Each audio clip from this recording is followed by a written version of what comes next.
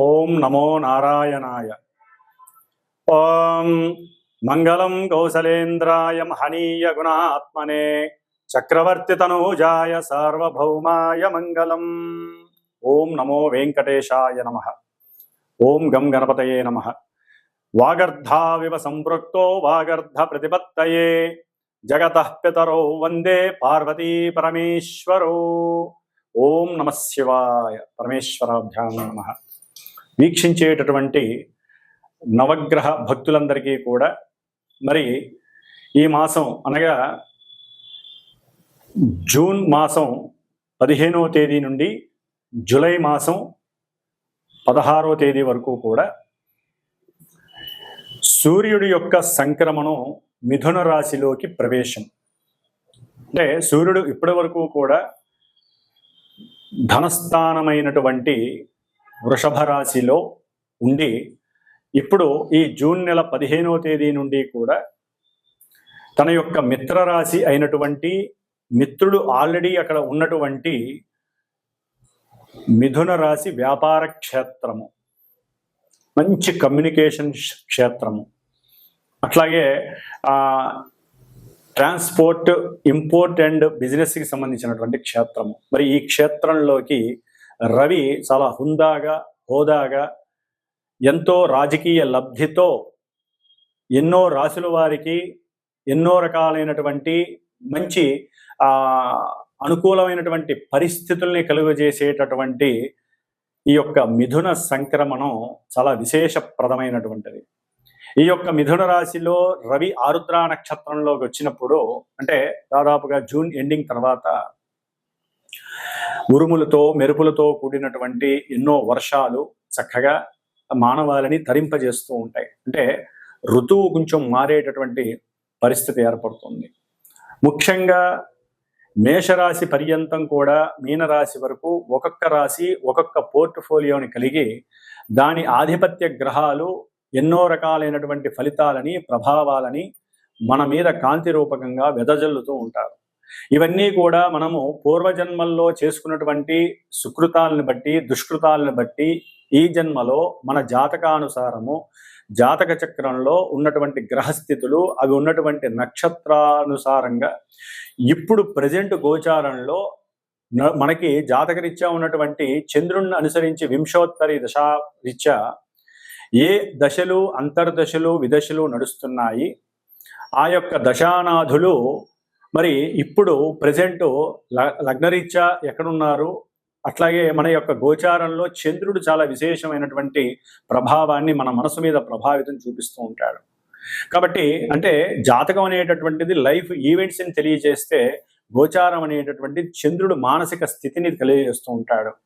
కాబట్టి ఈ యొక్క మానసిక స్థితి గ్రహాల మీద ఆధారపడి అవి ఉన్నటువంటి నక్షత్రాల ద్వారా ఏ ఏ రాశుల వారికి ఏ ఏ ఫలితాలని ఏ ఏ రకాలుగా కలుగజేస్తారు అనేటటువంటిది మనం మొత్తంగా చెప్పుకోలేకపోయినా కొంచెం క్లుప్తంగా మనకున్నటువంటి వాడుక భాషలో, మనకున్నటువంటి వ్యవహారికంగా జరిగేటటువంటి ఎన్నో మరి ఈ రవిగ్రహం నుంచి కేతుగ్రహం వరకు ఉన్నటువంటి ఆ గ్రహాల యొక్క యుతులు, నక్షత్ర స్థితులు, గతులు, అట్లాగే వాటి యొక్క వీక్షణల ఆధారంగా ఏ ఏ రాశుల వారికి ఏ ఏ భావాలు, ఏ ఏ భావాల్లో ఉన్న గ్రహాలు ఏ విధంగా యాక్టివేట్ చేస్తాయి అనేటటువంటి విషయ పరిజ్ఞానాన్ని తెలుసుకోవటానికి ఈ మిథున సంక్రమణంలో రవి యొక్క ప్రవేశము, రవితో పాటుగా బుధుడు, అట్లాగే గురుడు, ముఖ్యంగా ఈ బుధుడు ఈ యొక్క మిథున సంక్రమణం చేసినటువంటి రవి క్షేత్రంలో 22వ తేదీ వరకు, అంటే జూన్ 22వ తేదీ వరకు గురుడితోనూ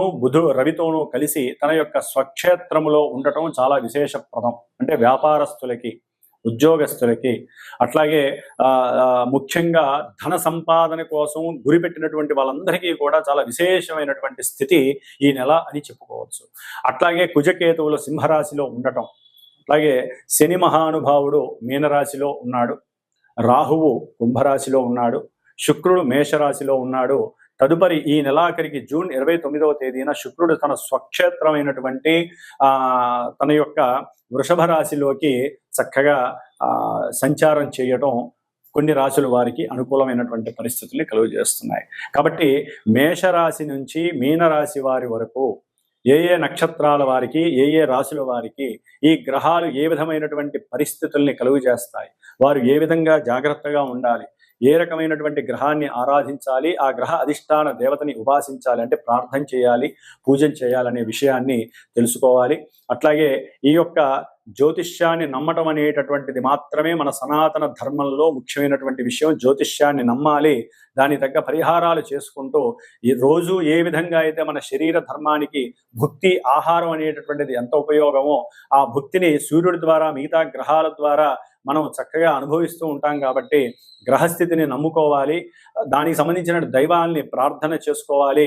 బ్రాహ్మణుల ద్వారా మంత్రోచ్చారణల ద్వారా వారి యొక్క ఆశీర్వచన బలంతో మన యొక్క జీవితాలని చాలా ప్రశాంతంగా, నిండుగా, అన్ని రకాలైనటువంటి సౌఖ్యాలతో గడపడం అనేటటువంటిది భగవంతుడు మనకి ఈ జన్మలో ఇచ్చినటువంటి భగవత్ భాగ్యంగా మనం భావిస్తూ, మరి ద్వాదశ రాశుల వారికి ఈ యొక్క జూన్ 15వ తేదీ నుండి జూలై 16వ తేదీ వరకు ఏ విధమైనటువంటి ఫలితాలను మనకి కలుగు చేస్తున్నారో చక్కగా తెలుసుకుందాం.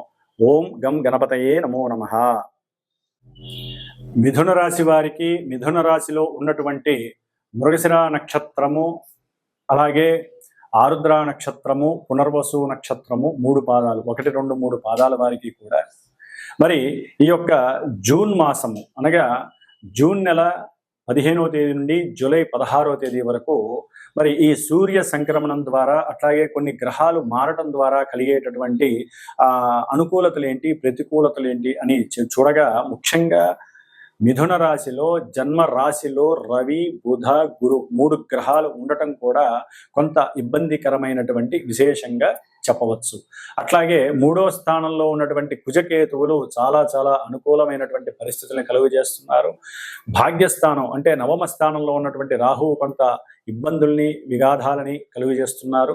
10వ స్థానంలో ఉన్నటువంటి శని కొంత వృత్తి ఉద్యోగాలలో అనుకూలతలు, కొన్ని ప్రతికూలతలను కలుగజేసేటటువంటి పరిస్థితులు కూడా ఉన్నాయి.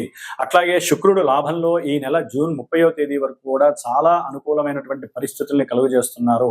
ముఖ్యంగా చర్చించుకుంటే కనుక మిథున రాశిలో రవి ఉండటం ద్వారా వీరికి కుటుంబంతో ఎవరైతే తండ్రి తరపు కానీ, కుటుంబంలో కానీ, బంధుమిత్రాదులు కానీ ఎవరైనా సరే వారితో అనుకోకుండానే ఒక్కోసారి వాళ్ళ ఇంటికి వెళ్ళటం, వాళ్ళతో మాట్లాడేటప్పుడు తెలియని ఇబ్బందులకి గురి అవ్వటం, తెలియకుండానే మాటలో తేడా రావటం, ఆ మాట ద్వారా బంధువులకి మీకు ఉన్నట్టుండి జ్ఞానలోపం కలిగి గొడవలు అయ్యేటటువంటి పరిస్థితి మిథున రాశి వారికి కలుగుతుంది. అట్లాగే మిథున రాశి వారికి ఆరోగ్యరీత్యా చెప్పుకోవాలంటే కనుక కొంత ఇబ్బందికరమైనటువంటి పరిస్థితి, అంటే గొంతు భాగంలో ట్రాన్సిల్స్ కానీ, గొంతు భాగపరమైనటువంటి సమస్యలు కానీ, భుజములకు సంబంధించినటువంటి సమస్యలు, నేత్రపరమైనటువంటి సమస్యలు ఉన్నప్పటికీ కూడా అవి తగ్గుముఖం పట్టేటటువంటి పరిస్థితి శుక్రుడు వలన కలుగుతోంది. కాబట్టి నేత్రపరంగా ఏదైనా సమస్యలు ఉన్నా అవి తగ్గుముఖం పడతాయి. అట్లాగే ఆర్థికంగా శుక్రుడి వలన వీరికి అఖండమైనటువంటి ధనలాభం కలుగుతోంది. కుటుంబంతో అన్యోన్యత, భార్యాభర్తల మధ్య ప్రేమానురాగాలు, అట్లాగే విందులు వినోదాల్లో పాల్గొనటం, చక్కగా సినిమాలు, షికారులు తిరగటం, ఇలాంటివి జరగడానికి ఎక్కువ అవకాశాలు ఉంటాయి. ఏదైనా సరే ప్రేమికులైతే కనుక ఈ శుక్రుడి వలన చక్కటి అనుకూలమైనటువంటి పరిస్థితులు కలుగుతోంది. తండ్రికి ఈ విషయం తెలిసి ఇంట్లో ఈ యొక్క ప్రేమికుల మధ్య దూరం కలిగేటటువంటి పరిస్థితులు కలుగుతుంది. ఉన్నట్టుండి వారి మధ్య కూడా ఒక్కోసారి యుగో ఫీలింగ్స్ ఎక్కువయ్యి ప్రేమికుల మధ్య లాభం కలిగేటటువంటి పరిస్థితుల కన్నా వీరి యొక్క జన్మరాశిలో ఉన్నటువంటి రవి, బుధుడు, గురుడు యొక్క సమ్మేళనం కొంత ప్రతికూలమైనటువంటి భావాన్ని కలుగజేస్తుంది. అట్లాగే గృహపరమైనటువంటి సౌకర్యాలు కలుగుతాయి.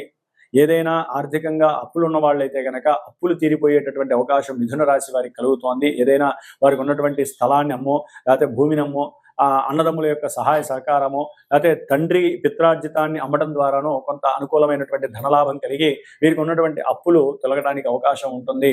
ముఖ్యంగా అన్నదమ్ములతో కొంచెం జాగ్రత్తగా ఉండండి. మాట పట్టింపులు అకస్మాత్తుగా వచ్చేటటువంటి పరిస్థితులు, అంతర్గతంగా శత్రుత్వం పెరిగే పరిస్థితి కలుగుతుంది మిథున రాశి వారికి. అట్లాగే మిథున రాశి వారికి భాగ్యంలో ఉన్నటువంటి రాహువు వలన అనుకోని చికాకులు ఎదురయ్యే అవకాశం ఉంటుంది. అప్పు చేసి దూర ప్రాంతాలకు వెళ్ళి కాస్త మనసుని ప్రశాంతంగా ఉంచుకోవాలి. వారికి ఎన్నో తెలివితేటలు ఉంటాయి మిథున రాశి వారికి. వ్యాపారంలో ఎంతో పెట్టుబడి పెట్టాలి, వ్యాపారంలో ఎన్నో చేయాలి, విస్తరణ చేయాలనే ఆలోచనతో ఉంటూ ఉంటారు.